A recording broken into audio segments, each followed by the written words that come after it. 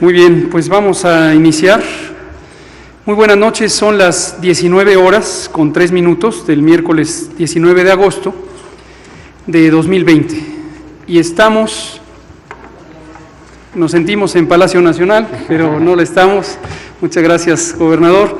Estamos en el Centro de Convenciones de San Luis Potosí y tenemos el privilegio de estar aquí porque nos ha recibido el gobernador Juan Manuel Carreras, quien es, además de ser el gobernador de San Luis Potosí, es el presidente de la Conferencia Nacional de Gobernadores. Seguramente la sociedad y las comunicadoras y comunicadores ya están al tanto de que hoy tuvimos una muy exitosa, muy estimulante sesión, la 59ª sesión ordinaria de la Conferencia Nacional de Gobernadores. Los funcionarias y funcionarios federales que participamos en ella, acompañando a nuestro presidente, el licenciado Andrés Manuel López Obrador, nos sentimos muy complacidos de haber estado en esta conferencia, en esta sesión ordinaria de CONAGO, porque identificamos que se trataron temas muy relevantes en un ambiente de absoluta cordialidad y de ánimo constructivo. Se exploraron sin prejuicio los distintos temas de interés nacional, y estos ya irán siendo comentados tanto por el gobernador y presidente de CONAGO en su momento, como por las funcionarias y funcionarios de los sectores respectivos. Yo me concentro nada más al tema de salud.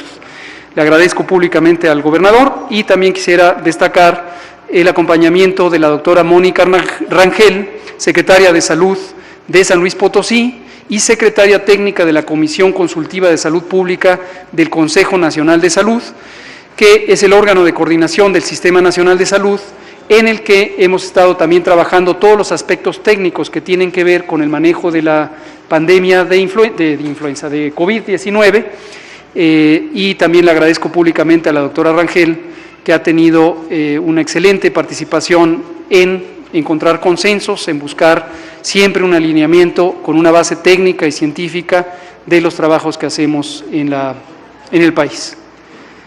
Gobernador, pues si me lo permite, empezamos con el informe técnico y procedemos después a abrir a la ronda de preguntas y comentarios. Me paro como habitualmente lo hago. Si me pueden poner las diapositivas. Vamos a presentar el informe técnico diario, este es el punto único de hoy, y luego abrimos a la sesión de preguntas y respuestas. Llevamos 81 días del proceso de nueva normalidad. Aprovechamos de cuando en cuando para recordar qué significa esto de la nueva normalidad.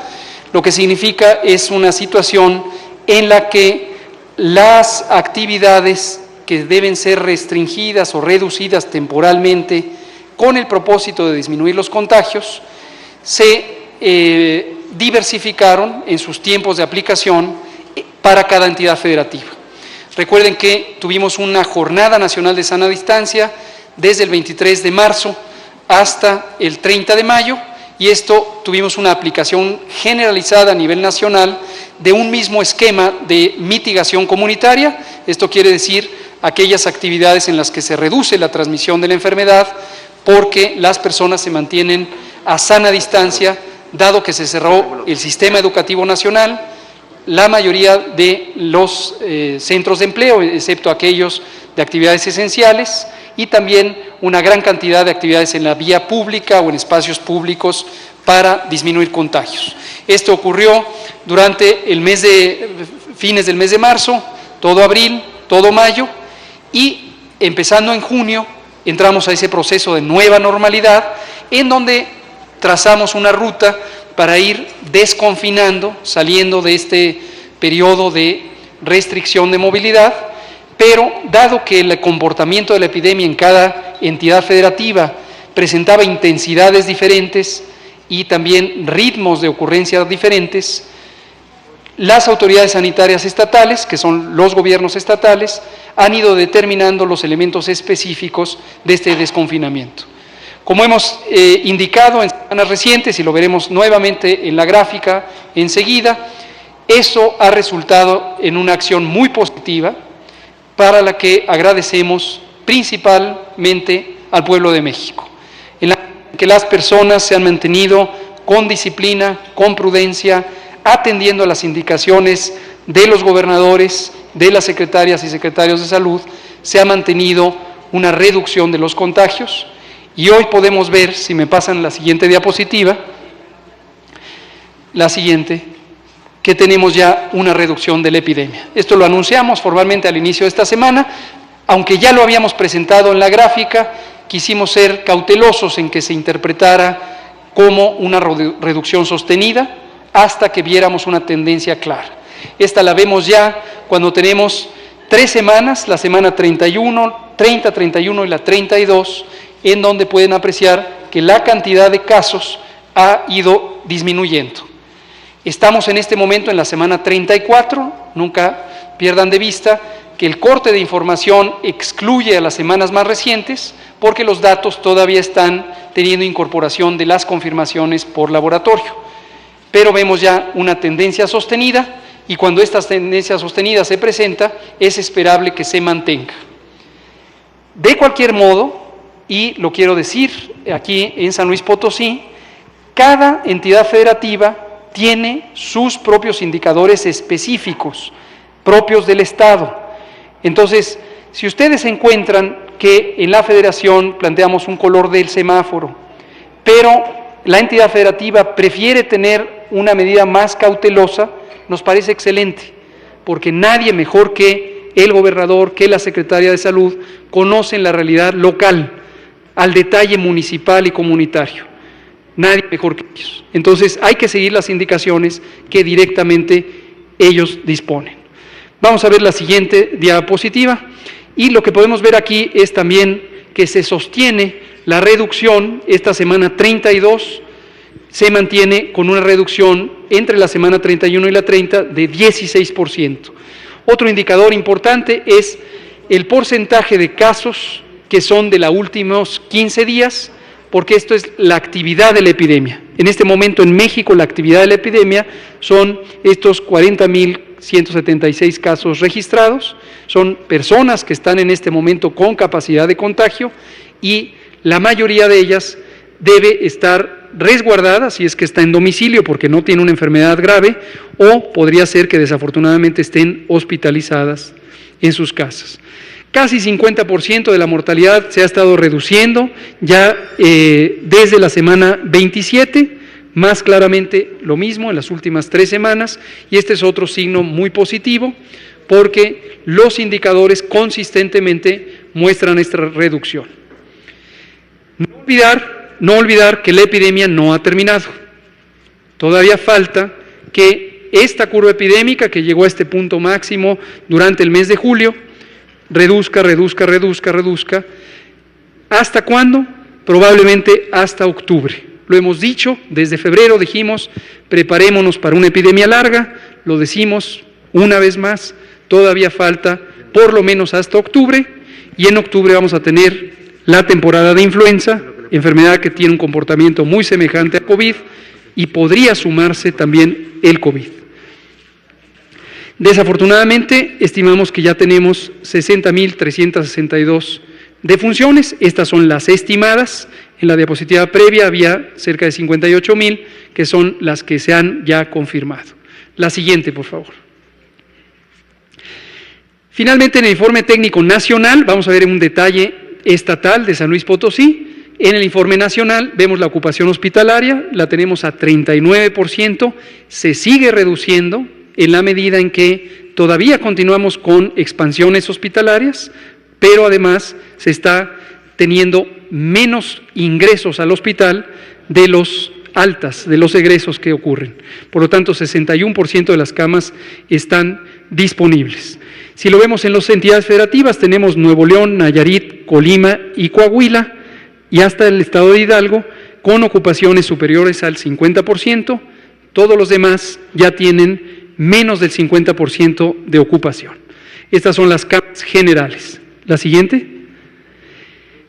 En las camas con ventilador, las camas reconvertidas para dar una asistencia médica semejante a la terapia intensiva, tenemos 33% de ocupación a nivel nacional, se ve en la última columna del lado derecho, son 10.555 camas, y tenemos Nuevo León, Colima, Aguascalientes, con ocupaciones bueno, ni siquiera Aguascalientes, con ocupaciones de 50% o más, y el resto de las entidades federativas ya en disminución.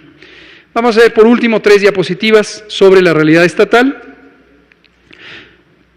que es lo que está ocurriendo en San Luis Potosí. Antes de presentar o comentar esto, quiero advertirles a ustedes, comunicadoras y comunicadores potosinos, pueden encontrar discrepancias en el detalle numérico, en la cantidad de eventos que hay. Esto no debe sorprenderles ni debe ser sujeto a alguna controversia. Es normal que las entidades federativas tengan horas de corte de la información diferentes a los que hacemos en la base de datos federal. ¿Por qué razón? Porque el ritmo del flujo de la información, de la verificación y de las decisiones que se tienen que tomar son diferentes. Cada entidad federativa decide en qué momento hace su corte de información de acuerdo a cuándo presenta sus conferencias de prensa. Aquí lo hacen a las 10 de la mañana. En México, a nivel país, lo hacemos generalmente a las 7 de la tarde y por eso puede haber pequeñas diferencias. Pero la tendencia general es reconocible en el nivel estatal y en el nivel nacional. Vemos con mucho gusto que San Luis Potosí tiene también este descenso progresivo de la epidemia, solamente 9%, que equivale a 1.424 casos, son de los últimos 15 días, y que también la mortalidad tuvo una reducción en la semana 31 a la 32 de más del 50%. Esto es muy positivo, señales de que se está avanzando. Para que quede claro, enfatizo, de todos modos, el riesgo no ha acabado. Entonces, esta es una muy buena noticia, pero es decir que hay que volver a las actividades de manera precipitada. Lo que se ha logrado en San Luis Potosí y en el resto del país es gracias, en este caso, a que las y los potosinos se han mantenido ordenados, atentos, oyendo las indicaciones y manteniéndose en casa cuando así hay que hacerlo, y con mucha prudencia y orden, abriendo las actividades económicas y sociales que el gobierno estatal va indicando. Entonces, buena noticia, pero no hay que controlarse. Si queremos seguir en semáforo naranja, como está ahora ya San Luis Potosí, es gracias al orden que ha mantenido San Luis Potosí. La siguiente. Y para verlo por municipios, lo que podemos ver es dónde pudiera estar más activa la epidemia. Vemos que en prácticamente todos los municipios, no estamos poniendo desde luego todos, pero los relevantes, vemos tendencias al descenso.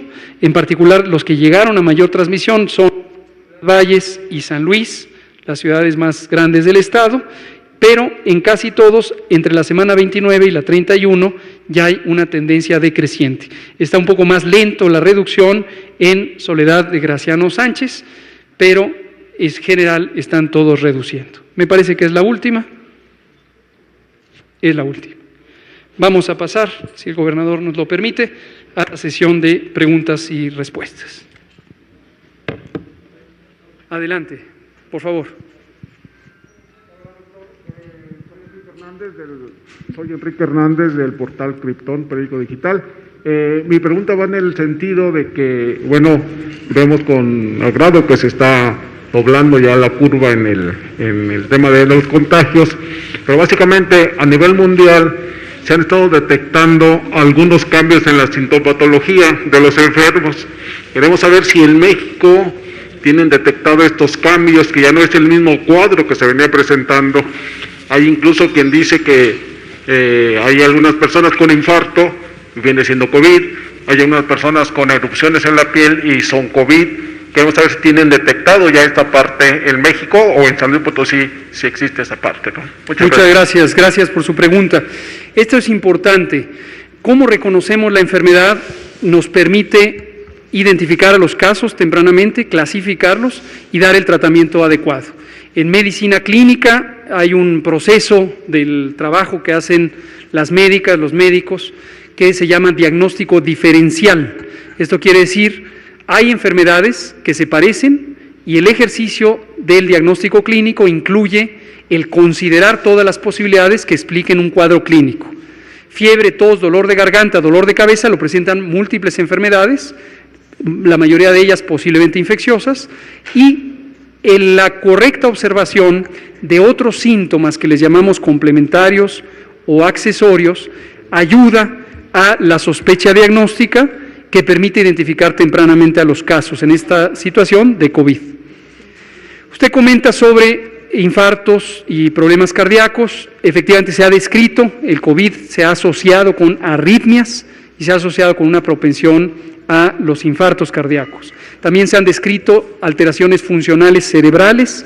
Algunas descripciones hablan incluso de alteraciones circulatorias del cerebro o una propensión a tener infartos cerebrales. Esto está todavía en duda. Se ha descrito daño al hígado, daño a los riñones, lesiones en la piel. En general, y para que quede la idea en la sociedad, estos son síntomas, insisto, accesorios. No necesariamente son relevantes para que la población sepa si tienen o no la enfermedad. Hasta el momento, en el mundo, en México y desde luego en San Luis Potosí, los síntomas fundamentales siguen siendo los mismos: fiebre, tos, dolor de garganta, dolor de cabeza, dolor de cuerpo en los músculos y las articulaciones. Y si una persona tiene estos síntomas, pero además tiene mayor de 60 años, es mayor de 60 años de edad, o tiene enfermedades crónicas, diabetes, hipertensión, obesidad, inmunodepresión por cualquier causa, cáncer, VIH, no se espere y acuda a consulta, porque todavía hay mucho que se puede hacer antes de la intubación. Y si se logra tener oxigenación temprana, con una mascarilla, sin necesidad de ventilación, se pueden salvar vidas. Muchas gracias. Por favor. Omar Niño, de O Noticias. Yo le quiero preguntar si nos puede explicar de qué se habló y cuáles son los cambios de los nuevos semáforos que ya el presidente de la CONAGO y gobernador también de San Luis Potosí nos señaló que se tocó en la reunión. ¿Cuáles son estos cambios? Y aprovechando, le hago una siguiente pregunta sobre este mismo tema. ¿Se está privilegiando la cuestión económica sobre la salud pública en estos cambios de colores de los semáforos? Y se lo pregunto porque le quiero dar un ejemplo de San Luis Potosí. Los potosinos no entendimos por qué nos mandaron de semáforo rojo en el que estábamos al naranja, porque cuando estábamos nosotros en semáforo naranja y nos mandan al semáforo rojo, en esa semana había en San Luis Potosí, se lograron acumular 761 nuevos casos y 43 muertes, y nos mandaron al semáforo rojo. Y ahora que nos regresan al naranja, fue totalmente drástica el número de casos y de muertos, porque en esta semana previa tuvimos 2.859 casos positivos y 217 nuevas muertes. Por eso le pregunto, ¿se está privilegiando la actividad económica sobre la salud pública de los mexicanos, en este caso también de los potosinos? Muchas gracias por su pregunta. La respuesta clara es no. No se está privilegiando la actividad económica sobre la vida y la salud de las personas. La prioridad es clarísima, dado a la importancia de la vida humana, que es irrepetible, irreparable, si se pierde, esta es la prioridad, en San Luis Potosí y en el país en su conjunto. Sobre lo que usted señala, me parece una inquietud razonable, porque cualquiera en la sociedad podría tener esta perspectiva, esta percepción. ¿Por qué la semana que aumentan los casos diarios pudiera presentarse que cambiamos a un nivel de semáforo más de menor riesgo? La explicación es porque este no es el indicador o no es el único indicador relevante. El semáforo, hasta antes de la modificación muy positiva que se hizo esta semana, que enseguida la comento, tenía 4 indicadores. Un indicador es la velocidad de cambio, también conocida como tendencia, de 2 fenómenos. Son 2 indicadores. El primero es de la ocurrencia de casos. Esto se mide con un método matemático, no es muy sofisticado, pero requiere cierta especialización. De hecho, lo miden un grupo de matemáticos de instituciones públicas de investigación que coordina el CONACYT, el Consejo Nacional de Ciencia y Tecnología. Lo hacemos así a propósito porque queremos tener una especie de observador externo especializado, y entonces las tendencias de casos y de hospitalizaciones, que son los dos primeros indicadores, los evalúa, se podría decir, CONACYT, a través de instituciones públicas especializadas en matemáticas. Luego tenemos un indicador que es el porcentaje de personas que, habiéndoseles tomado una muestra para diagnóstico, resultan positivas. Y ese es el porcentaje de positividad. A nivel nacional está en 47%, lo acabo de presentar. Y el último indicador de los 4 indicadores básicos que tenía el semáforo es la ocupación hospitalaria. Y ese lo que se mide es cuántas camas se identificaron para el tratamiento de COVID, cuántas están ocupadas. Y es un porcentaje, ese es muy claro y muy directo. Se consideran 2 conjuntos, las camas generales, las camas de terapia intensiva. Entonces, al considerar de manera amplia todos los indicadores, puede ocurrir una situación que indudablemente es la que ocurrió esta semana reciente en San Luis Potosí, que hay una buena reserva de camas, que el porcentaje de positividad se mantiene estable o incluso baja, y aun cuando pudieran observarse la cuenta de casos que es mayor que en semana previa, la tendencia no necesariamente es sostenida a la alta. Y entonces eso da el semáforo. Lo que quiero especificar aquí, antes de comentar sobre los cambios al semáforo, es que esto es un trabajo técnico. Aquí no es negocié, platiqué con las cámaras industriales, me convencieron de esto y el otro. No, así no funciona. Hoy el presidente López Obrador, en la sesión de la conferencia de gobernadores, volvió a recordarle a todo mundo las decisiones que ha ido tomando, y una de ellas, me consta porque estuve allí, es cuando tuvo la videoconferencia con los jefes de Estado del grupo G20, y fue muy llamativo porque el primero y de hecho único jefe de Estado del G20 que hizo este comentario fue el presidente de México. Lo que dijo es: en México la epidemia la manejan especialistas, técnicos, científicos. Aquí los criterios políticos no se van a involucrar en el manejo de la epidemia. Así ha sido y así seguirá siendo. Y es el esquema que hemos visto en San Luis. El gobernador también deposita su confianza en sus funcionarias y funcionarios, y por eso es verdaderamente placentero tener los intercambios técnicos con el equipo de San Luis. Muchas gracias. Y los semáforos, lo resumo, básicamente el proceso fue muy útil, quisiera destacarlo porque el gobernador Carreras tuvo un papel central en este trabajo y también la secretaria Rangel. Hicimos una consulta a los 32 estados. Primero fue durante 4 semanas que estuvimos teniendo sesiones del Gobierno de México con CONAGO y se fueron vertiendo distintas inquietudes. Una precisamente es la que usted señala, y ese es el reto que tenemos todos los países del mundo en el nivel subnacional, a nivel nacional y por lo tanto a nivel global.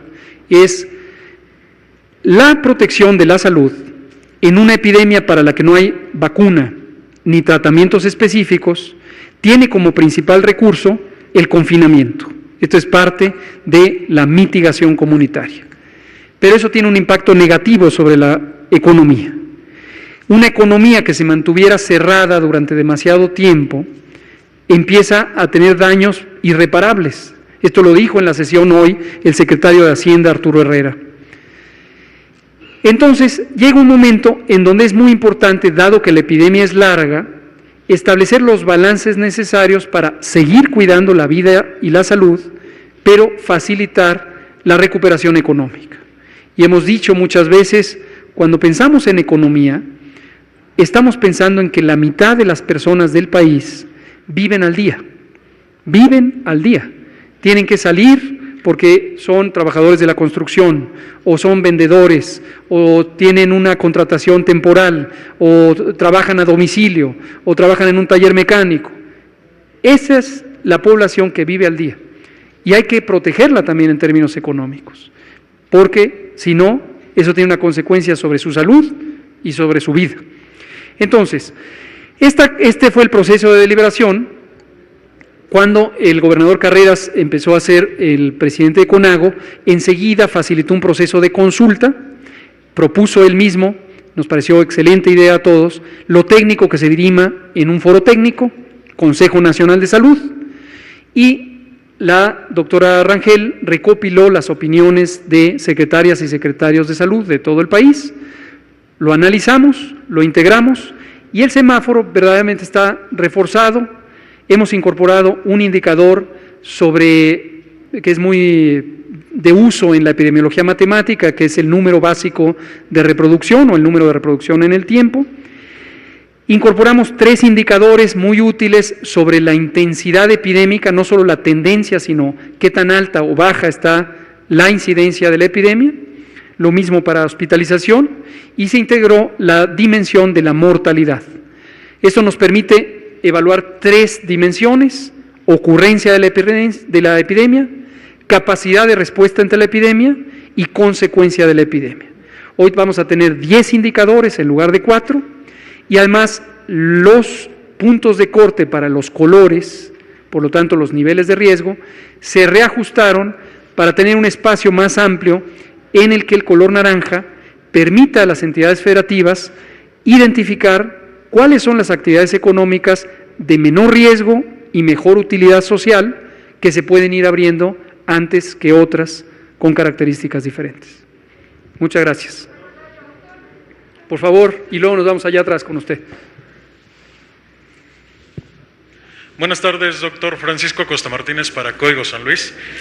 2 preguntas. Por favor. La primera, soslayando el hecho de que se encuentra aquí en San Luis y tiene presentes a las autoridades estatales, ¿qué evaluación tiene usted sobre el desempeño que han tenido, tomando en consideración que usted mismo nos dijo hace unos minutos que son las autoridades estatales quienes han implementado estrategias para contrarrestar la pandemia? Esa sería la primera. Y la segunda, por esta situación que se había generado sobre un grupo de gobernadores que estaban exigiendo su destitución, bueno, igual no lo veo de ninguna manera, que estaban pidiendo su destitución, ¿ya hizo las paces con ellos? ¿Cómo está su relación con este grupo de gobernadores? Con mucho gusto. Sobre su primera pregunta, bueno, y también sobre la segunda, le comparto que yo tengo un principio de conducta que he seguido toda mi vida, o bueno, desde que tengo uso de razón.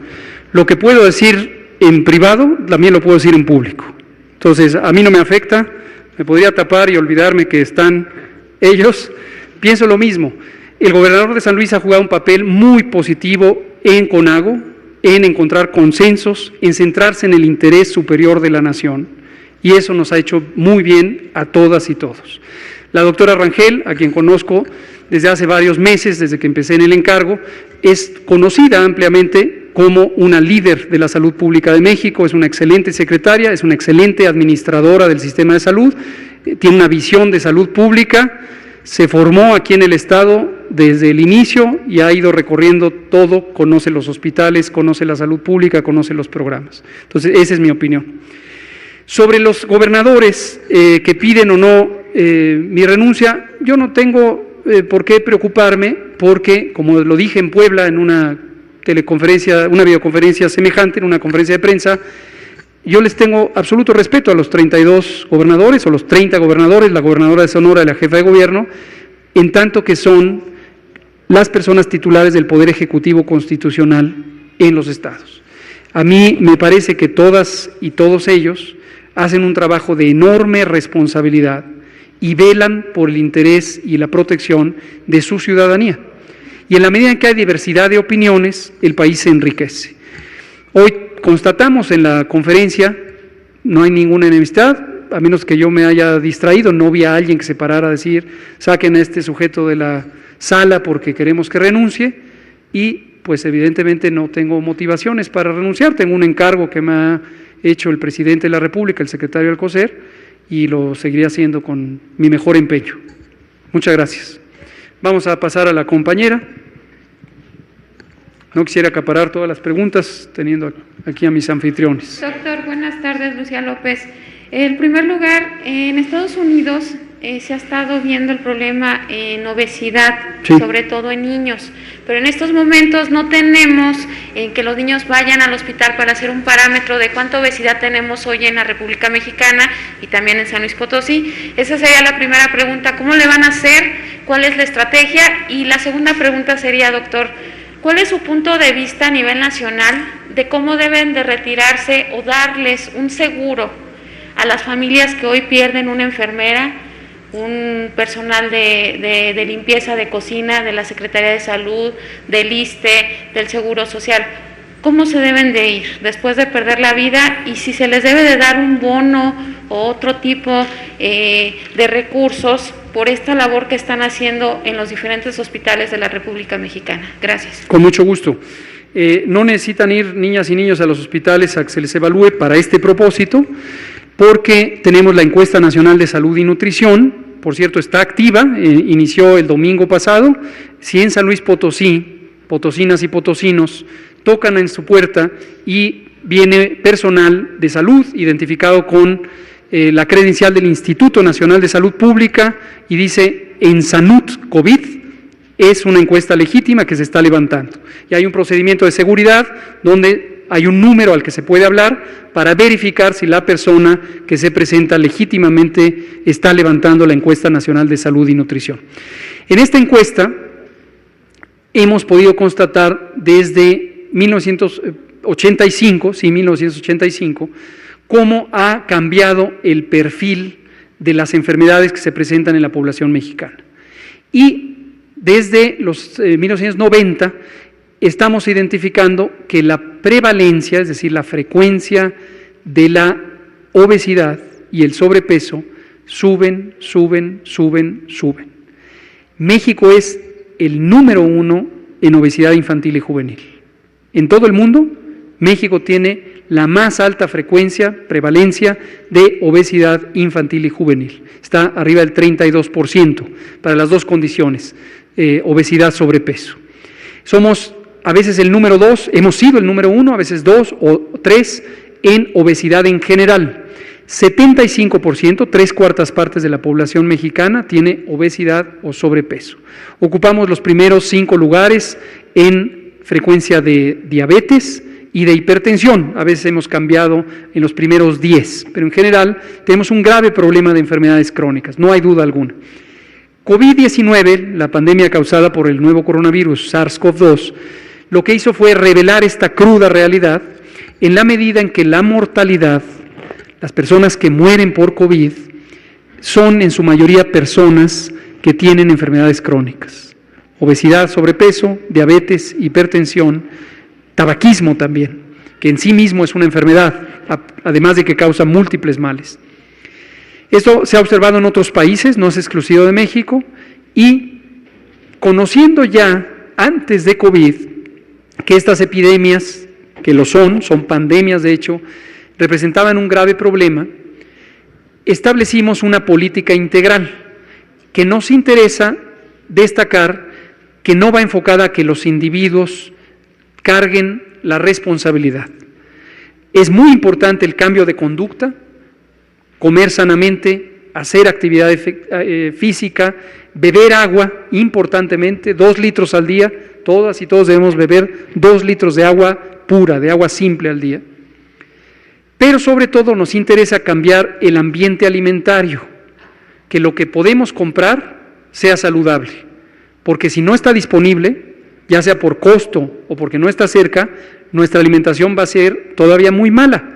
Y la alimentación de las personas en México tiene una sobrecarga de productos industrializados, procesados y ultraprocesados, incluyendo las bebidas azucaradas, los jugos empaquetados, que en su mayoría no son jugos, es agua con colorantes y saborizantes vegetales y gran cantidad de azúcar añadida. Entonces, en general, el blanco es ese, tener una oferta de alimentos mayormente locales, naturales, saludables, en vez de tener los productos ultraprocesados. De la segunda pregunta, pues en términos generales, por supuesto, quien ha dado su vida al servicio, no solamente en términos generales por la trayectoria a lo largo de muchos años, sino en una etapa muy crítica como es una epidemia, pues hay que reconocerle el mérito, la contribución, y en general hay que ver escrupulosamente que las previsiones legales sobre las compensaciones económicas relacionadas con pensiones por deceso, pues se cumplan en tiempo y forma. Muchas gracias. Vámonos a ir con otra compañera allá atrás. Insisto, no quisiera monopolizarlas. No, y yo ya tuve la otra y al... Bueno, al gobernador ya lo, Sí, yo ya... lo exprimieron, y la doctora Rangel a las 10 va a estar mañana. Buenas noches. Por favor. Marta Arriaga, de Periódico Pulso. Para preguntarles si se siguen realizando el mismo número de pruebas en San Luis Potosí o si se han disminuido y que debido a eso pues se vea que hay menos casos detectados, ¿no? Muchas gracias, Marta. Qué bueno que toca este tema, porque a nivel nacional, y lo podemos ver con mucha claridad, desde hace varias semanas, casi desde que empezó la fase 3 de la epidemia, nos ha llamado la atención ver este fenómeno de la infodemia, que el domingo pasado tuvimos el privilegio de comentar con el maestro Genaro Villamil. La infodemia, lo compartimos con potosinas y potosinos, es un fenómeno mundial. Se le llama infodemia porque es como una epidemia, pero de información, o más exactamente de desinformación. Cuando existe una crisis de estas dimensiones, es común que haya grupos sociales que por distintas razones, a veces por interés político, económico, por lo que sea, introducen mentiras, introducen distorsión de la información en las redes sociales, a través de los distintos portales de internet, en videos, en mensajes de audio y video, o en los medios de comunicación formales. Este fenómeno se conoce desde hace muchísimos años, décadas, pero con la tecnología de información, desde luego se vuelve mucho más inconveniente o incluso peligroso. El director general de la Organización Mundial de la Salud, el doctor Tedros Ghebreyesus, alertó desde hace varios meses que con la epidemia, la pandemia de COVID, estamos también sufriendo la infodemia. De hecho, la Organización Mundial de la Salud estableció ya un primer seminario sobre infodemia para analizar en términos de la preparación y respuesta ante las epidemias qué consecuencias adversas, negativas puede tener. En esta infodemia, ahorita voy a ir a su pregunta de manera específica, pero le agradezco porque nos permite ver el contexto.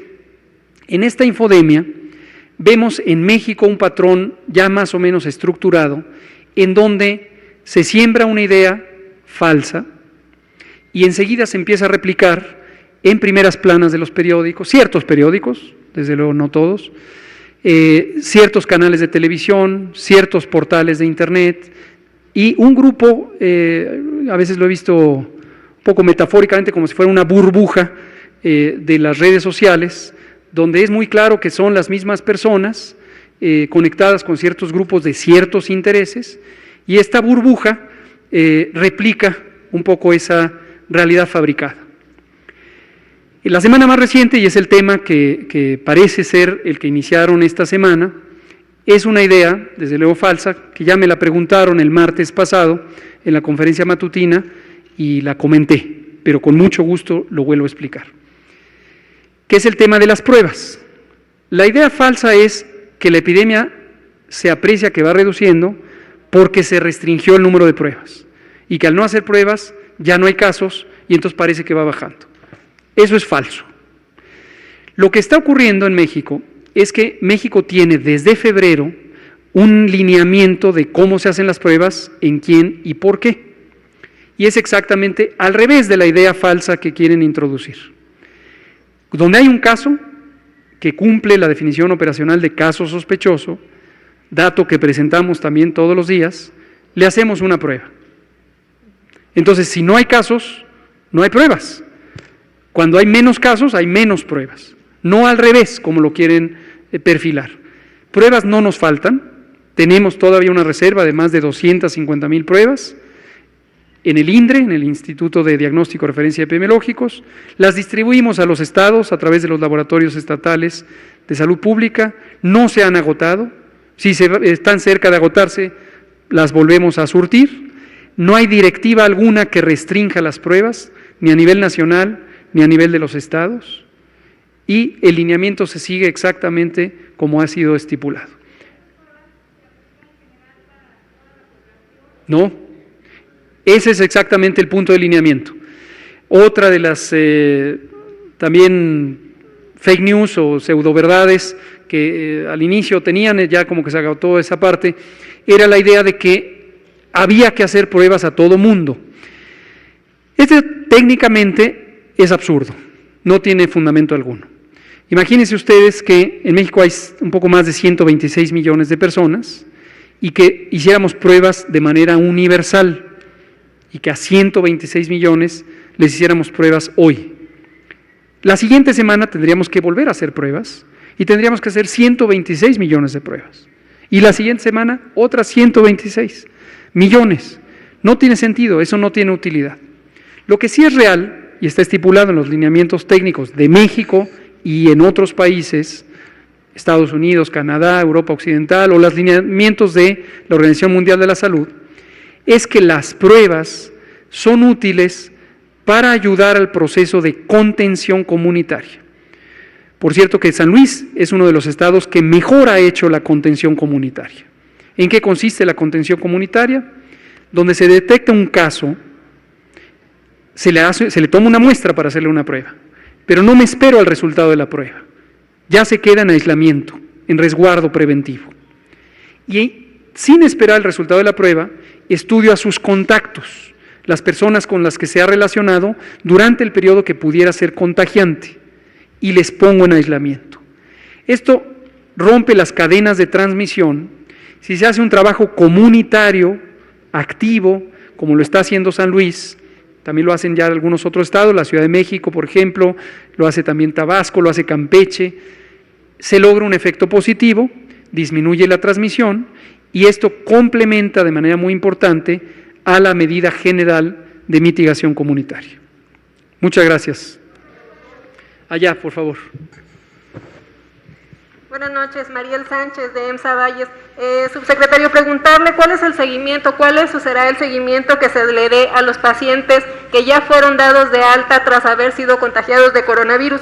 Sabemos que hay secuelas respiratorias donde los pacientes requerirán terapias fisiorrespiratorias, otros presentan secuelas cardíacas, neurológicas. En este caso, la Federación ya tiene un plan al respecto y si se cuenta con la infraestructura para llevarlo a cabo. Por otro lado, preguntarles si hay algún proyecto ya de estudios sobre asintomáticos para contener el riesgo de contagios.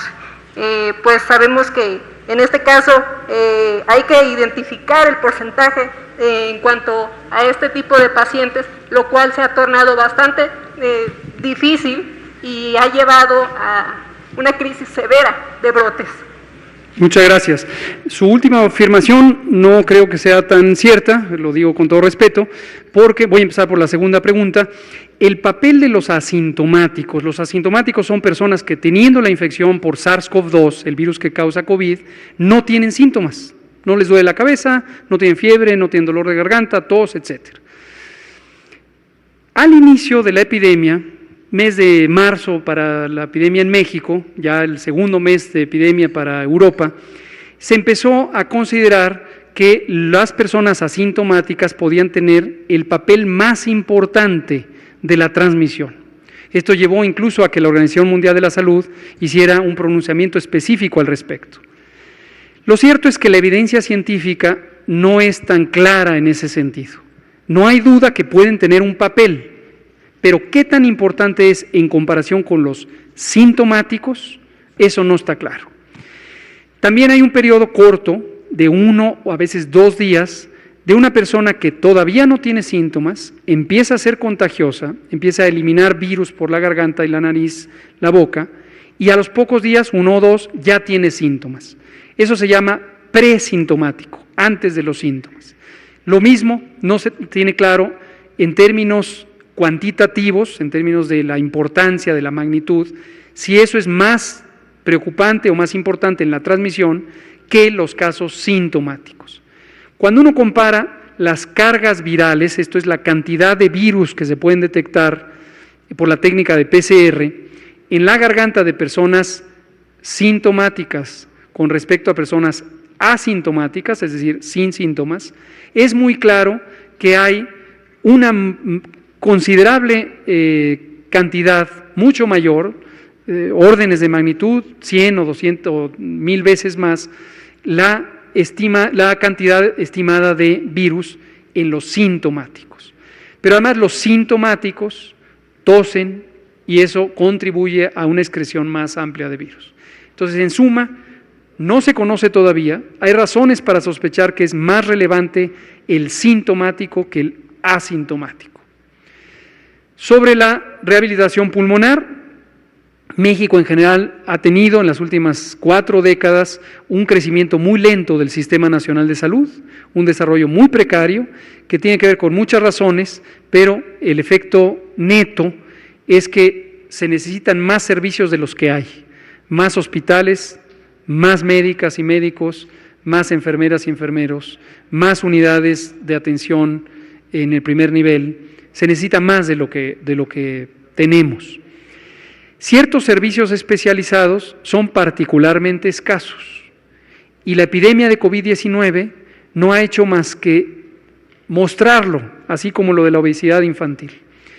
En especial, personas especialistas en medicina crítica, intensivistas, personas especialistas en infectología y personas especialistas en neumología. Son muy escasos en México. Y cuando vino la epidemia, necesitando esos 3 perfiles, pues desde luego fue muy claro que México no ha formado esos especialistas. Respecto a terapia de rehabilitación pulmonar posterior al COVID o rehabilitación COVID o tratamiento de COVID en personas con discapacidad, hay solo 2 centros especializados en el país. Uno es el Instituto Nacional de Enfermedades Respiratorias y otro es la Fundación Teletón, a través de sus centros de rehabilitación Teletón. Desde el inicio de la epidemia, estamos hablando de 4ª semana de marzo, establecimos un convenio de colaboración con la Fundación Teletón para precisamente expandir numéricamente y territorialmente la capacidad de brindar esa atención especializada de recuperación. Respecto al sector público, no hay duda que la mejor escuela o la mayor escuela de neumólogas y neumólogos es el INER, el Instituto de Enfermedades Respiratorias, y ustedes aquí en San Luis Potosí tienen un magnífico médico egresado del INER, que es el doctor Alejandro Gómez Gómez, que es asesor de la Secretaría de Salud del Estado de San Luis en materia de COVID, y conozco que ha estado dando seminarios, capacitaciones, que sin duda resultan en ampliar esa capacidad de seguimiento de las personas con necesidad de rehabilitación pulmonar.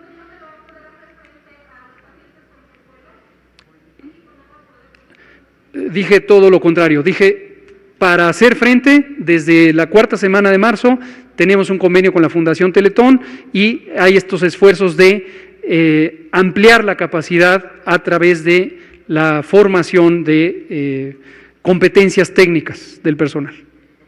Gracias. Por favor, adelante. Nos queda ya menos tiempo, 10 minutos. Muchas gracias, doctor Gatell. Buenas noches, secretaria Rangel, gobernador. Una pregunta que creo que interesaría mucho a los padres de familia. Recientemente en Estados Unidos se detectaron casos de contagio en 97,000 niños en solo 2 semanas. El tiempo es bastante monstruoso porque pues son 97,000 niños que se detectan principalmente en la región de Florida. Aquí se ha tomado una buena decisión y eso hay que reconocerlo en México. Hasta el último van a regresar los niños a clases. Me parece, para los que somos papás, me parece fundamental esto. Lo que quiero plantear con esta pregunta, siendo Estados Unidos nuestro vecino del norte, ¿qué ejemplo ahora tiene México? Se decía en su momento, y usted mismo lo dijo en sus conferencias, que no había evidencias hasta ese momento científicas de que los niños estuvieran en riesgo frontal con el COVID. Ahora en este fenómeno que se presenta en Estados Unidos, ¿cuál es la perspectiva? Sé que no van a cambiar en este momento la política de regresar a clases, se mantiene desde línea, pero ¿qué nuevos estudios científicos va a arrojar esta cuestión?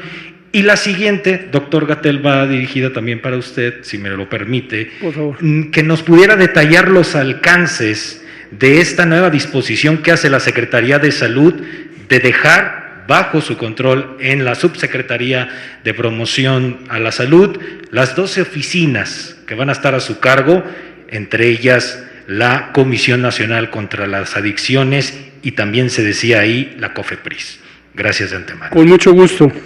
Sobre el tema de niños y niñas, no es lo que ocurrió en Florida, se ve muy impresionante en términos numéricos, porque es el tamaño de población y la cantidad de infantes que en su momento se infectaron, pero no cambia la perspectiva de lo que científicamente conocemos del comportamiento de COVID-19 en este segmento poblacional, que afortunadamente es una noticia positiva para los niños y niñas y sus padres. Yo también soy padre de un niño. Y consiste en que son propensos a infectarse aproximadamente con la misma propensión que cualquier persona de cualquier edad, pero tienen una menor probabilidad, muy significativamente menor probabilidad, de tener enfermedad con síntomas y todavía mejor, baja probabilidad de enfermedad grave. Entonces, no es una población de especial preocupación en que vaya a tener una enfermedad grave. Desde luego no quisiéramos que se enferme un solo niño, igual que no quisiéramos que se enferme un solo adulto, pero no son un motivo de enorme preocupación en términos del riesgo que corren individualmente. Sin embargo, sí se puede presentar un fenómeno que se ha descrito para la influenza, y en la medida en que la influenza tiene un comportamiento epidemiológico y clínico semejante a COVID, es un tema de gran interés respecto a las escuelas. El fenómeno consiste en que niñas y niños pueden ser propagadores de la epidemia, de hecho técnicamente se les llama supertransmisores, porque tienen una gran densidad de contactos, sobre todo en las escuelas. Entonces, primero la densidad es porque los salones de clases tienen un número X, 20, 30, hasta 40 niños y niñas en un espacio reducido. Segundo, porque el comportamiento, sobre todo de los que son menores a 12 años, implica mucho contacto. Se abrazan, se besan, se comparten la torta, los juguetes, los útiles, y entonces ese contacto físico obviamente participa en esto. Este fenómeno incluso puede pasar en las secundarias, ahí hay otras motivaciones en secundaria y preparatoria para los contactos, no son tan lúdicos, son de otro carácter, pero puede llevar también a que sean propagadores del contagio. El secretario Esteban Moctezuma Barragán, nuestro secretario de Educación Pública, ha sido una pieza muy fundamental en la respuesta a COVID. Recuerden que el Sistema Educativo Nacional fue el primero que cerró. La primera actividad que cerró, el 23 de marzo, fue las escuelas y será la última que abra, y lo vamos a cuidar mucho y solo pueden abrir en semáforo verde, por estas razones. Finalmente, que creo que será la última pregunta, por el tiempo, esto que platica, lo que está comentando el colega es que hoy, hace media hora o un poco más, se publicó en el Diario Oficial de la Federación el acuerdo de adscripción que estipuló el secretario de Salud, el doctor Jorge Alcocer, en el que las distintas unidades administrativas de la Secretaría de Salud Federal se van a ubicar bajo distintos mandos. En la mayoría de los que fueron asignados a la Subsecretaría de Prevención y Promoción de la Salud son los mismos que ya estaban asignados. Los Centros Nacionales de Programas Preventivos y Control de Enfermedades, Salud en la Infancia y la Adolescencia, Equidad de Género, Salud Reproductiva, en fin, todos los que ya estaban, eran 8, permanecen ahí. Los que se ingresan son el Centro Nacional de la Transfusión Sanguínea, que ya venía trabajando con nosotros, y eso atiende a un objetivo estratégico que es mejorar la calidad y la complejidad y el alcance de las políticas públicas para garantizar sangre segura. En México tenemos un déficit de sangre segura y tenemos que mejorar esa capacidad. Respecto a la Comisión Nacional de Adicciones y la Dirección de Servicios de Atención Psiquiátrica, estas dos unidades van a complementar, junto con el Secretariado Técnico del Consejo Nacional de Salud Mental, que ya está en la subsecretaría, estas tres se van a fusionar en una entidad que se va a llamar Comisión Nacional de Salud Mental y Adicciones, CONASAMA. Hemos venido trabajando en este plan desde el inicio del sexenio y la visión es ampliar las capacidades preventivas, curativas y rehabilitatorias de la salud mental incluyendo las adicciones, por la importante confluencia que hay entre adicción a sustancias psicoactivas y trastornos mentales. México tiene un déficit también muy grande de capacidades en salud mental. Por eso, desde julio de 2019 lanzamos la Estrategia Nacional de Prevención de Adicciones, Juntos por la Paz, que precisamente es uno de los primeros productos de este trabajo. Y finalmente, pero desde luego no menos importante, está la Comisión Federal para Protección contra Riesgos Sanitarios, COFEPRIS. Veo que la noticia les causó inquietud a algunos grupos de la sociedad, se relaciona un poco con los grupos que le mencionaba usted. Y número uno, lo que es parte de la infodemia es que se va a desaparecer la regulación sanitaria. Falso, todo lo contrario. Lo que vamos a hacer es fortalecer la regulación sanitaria. Hay muchas indicaciones a lo largo de varios años de que la calidad de la regulación sanitaria en México es limitada. Es limitada en primer número, no hay suficientes verificadoras y verificadores sanitarios, pero además hay omisiones muy importantes en regulación sanitaria. Hay productos que han sido autorizados, si se evalúan con respecto a estándares internacionales, no son inocuos. Ha habido omisiones graves en la regulación ambiental, en lo que tiene que ver con salud ambiental. De hecho, hay muy pobre capacidad de salud ambiental. La operación sanitaria, es decir, la verificación sanitaria de la operación de establecimientos mercantiles, comerciales, restaurantes, hoteles, fábricas, etcétera, también necesitamos fortalecerla. Esto es una instrucción que giró el presidente de la República, desde luego también el doctor Jorge Alcocer, quien la ejecuta, y corresponde simplemente a un cambio de adscripción, y al subsecretario de Prevención y Promoción se le ha asignado la tarea de facilitar el proceso de reestructuración de COFEPRIS, que es uno de los objetivos de nuestro programa sectorial de salud que se publicó este lunes, y lo que buscamos es tener mejor regulación y sobre todo transparencia. Transparencia. Hay que limpiar de corrupción el país en muchos aspectos, pero en la regulación sanitaria también hay muchas preocupaciones al respecto. Nos queda un minuto, le pido atentamente al señor gobernador, precisamente si nos cierra. Perdón, una disculpa nada más, sé que de tener preguntas, pero yo quiero hacer nada más un doble reconocimiento. El primero, sin duda, es a la Secretaría de Salud, al doctor Alcocer, al doctor Hugo López-Gatell. Tuvimos un mes que había muchas diferencias, digamos, en términos de federación y Estado, y eso no es bueno para la sociedad, porque al final del día creo que en el marco de una emergencia sanitaria hay que comunicar con oportunidad, con mesura y con responsabilidad. Entonces, me parece que se hizo un espléndido trabajo durante este mes y creo que fue realmente importante poder tener ya estos documentos, que además el otro reconocimiento es a todos los gobernadores y a todos los integrantes de la CONAGO, en sí mismos, a ellos y a los secretarios de salud integrados en el Consejo Nacional de Salud, porque realmente ahí acabamos de tener un muy buen trabajo para todos.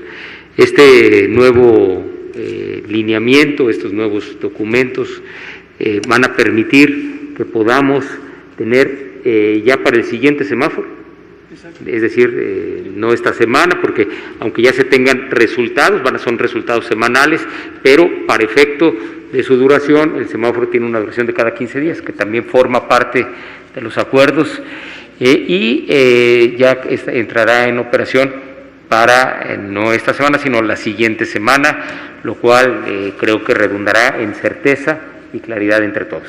Mi aprecio y reconocimiento, lo digo como gobernador de San Luis Potosí, pero también como presidente de la CONAGO.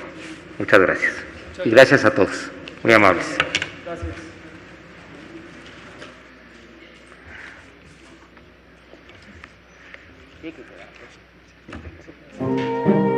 Entrega, valor, humanismo, profesionalismo.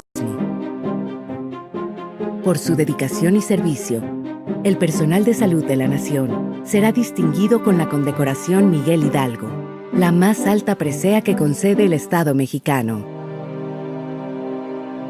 Condecoración Miguel Hidalgo.